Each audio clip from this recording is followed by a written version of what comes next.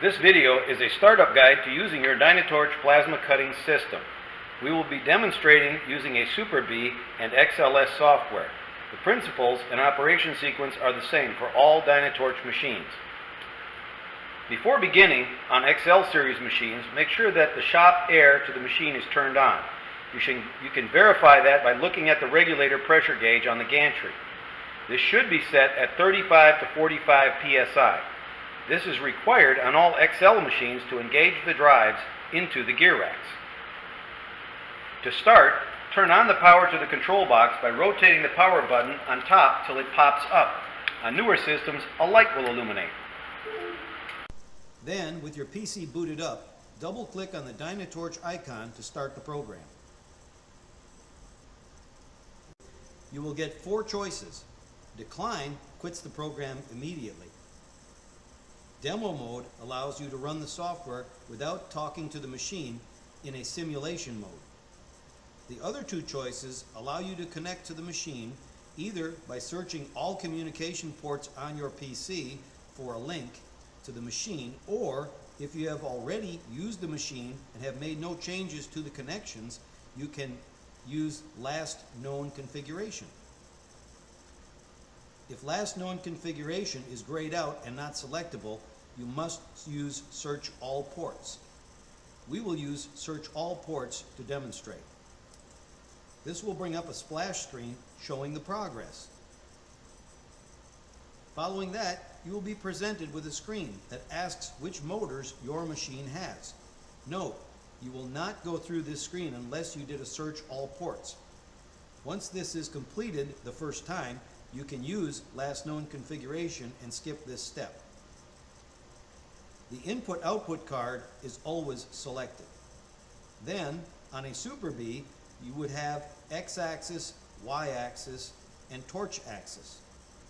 On an XLS machine, a slave axis is also to be selected.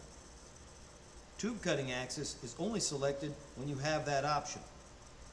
Once completed, click OK, and the system will check the number of devices found against the number you selected to confirm correct communications. Then the system will connect to the machine. Immediately after that, it will warn you that homing will begin in 5 seconds. Make sure that there are no obstructions on the table or people standing in the way. The table must always be homed at startup so that it knows where it is and where the travel limits are. This prevents damage to the machine. If you skip homing, jog speeds will be limited to prevent you from hard hits into the hard stops. Remember to go back and home the machine later.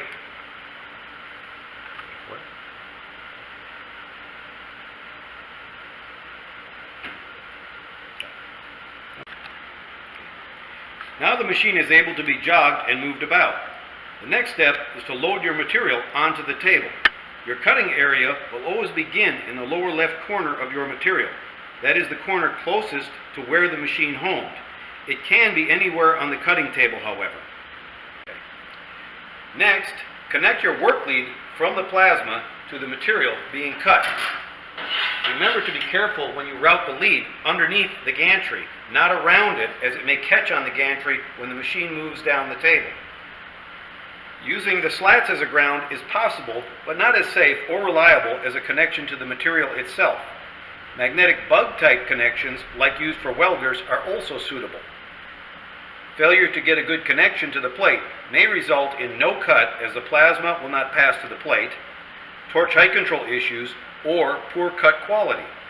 In addition, if you touch the plate while cutting, this can cause shock or severe injury, or even death, as you may become the path to ground. Respect the amount of power these plasma systems produce, as they can be lethal. Now you can load your G-code file, also called your cutting file, tap file, or cut program. This file is what you generated from your drawing using either the internal Dynatorch converter, SheetCam, NRoute, ProNest, SigmaNest, or other nesting file preparation programs. It will be in industry standard G-code that all CNC systems use. This file tells the machine where to go and when to turn on and off devices. Go to Open on your screen and select your file.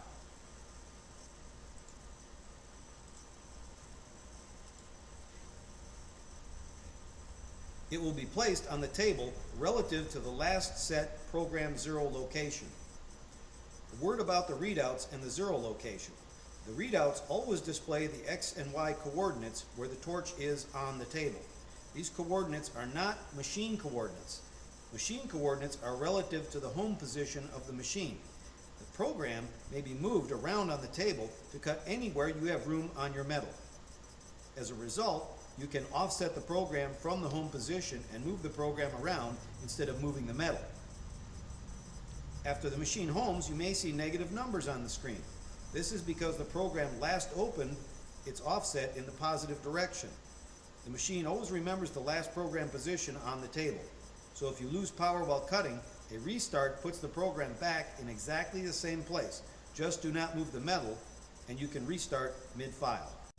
If you open a file that will extend off the table using the present 0 location, you will get a warning that it exceeds the machine travel limits. No worries, the screen will show you where it extends past the green dashed line that represents the machine boundaries after homing. We will next show you how to move the part to your metal on the table. Jog the machine to the location on the metal where the lower left, that is closest to home, extents of the cutting will begin. You can use your laser locator as a guide to find the lower left corner of the plate.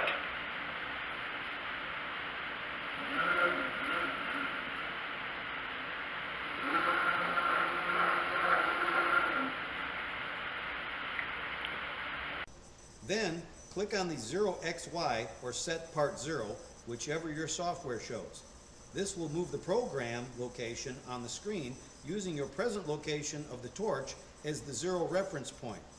If you accidentally click this when you did not intend to, the small down arrow on the right side of the button lets you select a previous offset or the one before that, up to 4 levels back. The program will recheck the location to assure it fits on the table. If you get no warnings, you are now within the cutting area. The next step is to select the cutting process. Select Cut Chart, not the small arrow, and a window will appear where you start by selecting the material type: steel, stainless steel, or aluminum. On Hypertherm systems, you can also select mild steel fine cut or stainless steel fine cut. These should be selected when you plan to cut thin materials with the fine cut consumables, as the charts are different. Then you select the material thickness. A set of available amperages that you may use to cut this material are shown. Click on the cut process number on the left that corresponds to the amperage you plan to use. This will populate the consumables pictures with a guide including part numbers for the correct consumables that you need to load into the torch. Then select Apply. Next, we will load the torch with the consumables using the guide from the program. With the plasma power off, or in the case of an ultracut, the unit is disabled using a remote switch. Remove the cutting head consumables. Remember to disconnect the ohmic sensing lead first before you unscrew the consumable containing cap.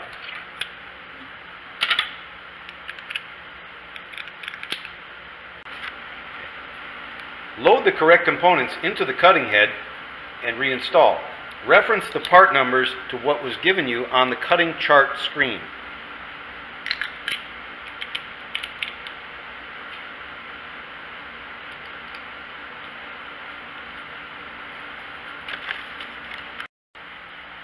On PowerMax or Cutmaster units, screw it on finger tight. Do not grab and twist and thus over tighten, as this can damage the parts in place switch in the torch. Every week, relubricate the O-ring in the torch with a small amount of dielectric grease and inspect it for damage. On high-frequency plasma systems, use the supplied tools to change out consumables. Remember to check O-rings regularly. Now, power on the plasma system and be sure air is connected or gas bottles are turned on. Set the amperage to the same amperage you selected in the cut chart. Never exceed the rated amperage for a consumable set, as it will quickly destroy them. PowerMax systems will auto-set the pressure. On Cutmaster systems, rotate the operation switch on the plasma to the upper left so that gas flows, and turn the regulator knob to set the pressure to what the cut chart shows on the PC. Then, rotate the mode switch back to the upper right position for cutting. On PowerMax systems, the mode switch should be set to the second position from the top, that is down 1 for plate cutting. The plasma is now set. Back on the PC in Dynatorch, close the cut chart window. That's the lower right button that says close. If you wish to verify that the program will fit on your metal, click on Make It Fit or Does It Fit. This has buttons to take the machine to the minimum and maximum points of your program so you can visually see if it will fit. You can jog the machine using the shift buttons to move the program and then select Reset X or Y position and keep rechecking until you are satisfied. Once you are sure that it will fit on your metal, click Close on the lower right. That's it. Another feature is you can go anywhere on the table using the program window. Simply put your cursor where you want to go and right-click. Then left-click on Rapid Move G00 to that position. Click and drag on the screen zooms in. Okay. Zoom out using the Zoom Table or Zoom Part buttons on the lower left. This can be used even if you zoom into the part and click on a point on the path. More on that later. You are now ready to cut. Be sure the lightning bolt to allow cutting is on. Turning it off will do a dry run. The THC should also be turned on so torch height control will function. Click on Start Cycle and off you go.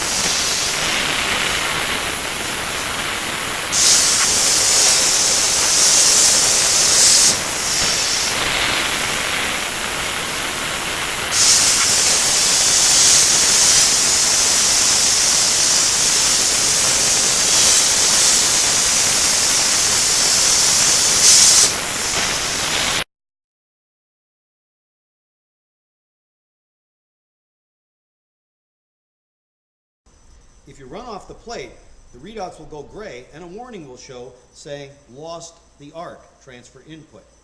To return to operating mode, click on the All On button to bring the drives back online.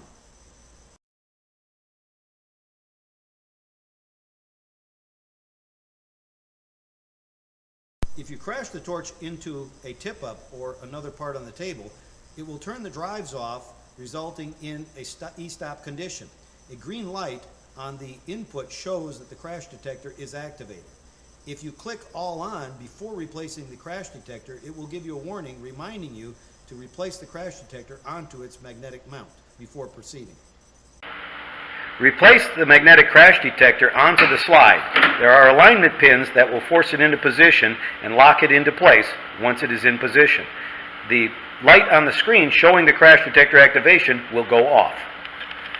Once the crash detector has been replaced on its mount, select All On to bring the motors back online and you're ready to begin operation again.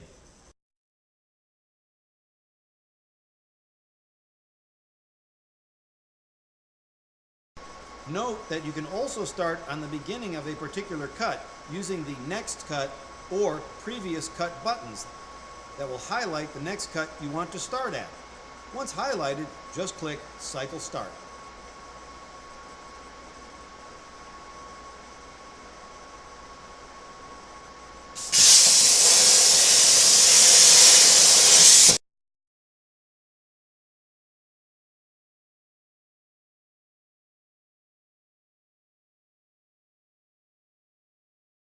If you lose the cut for any reason in the middle of the path, you may restart at any time by simply jogging the torch directly over the point where the cut stopped, or as close as you can visually. Once in place, click on Reset and then on Restart. The program will look for the point along the path that is closest to where you are. It will either start up immediately if you are directly on the path, or else it will tell you how far off the path you are and show the closest point to restart. Click yes, and the machine will move to that point and restart.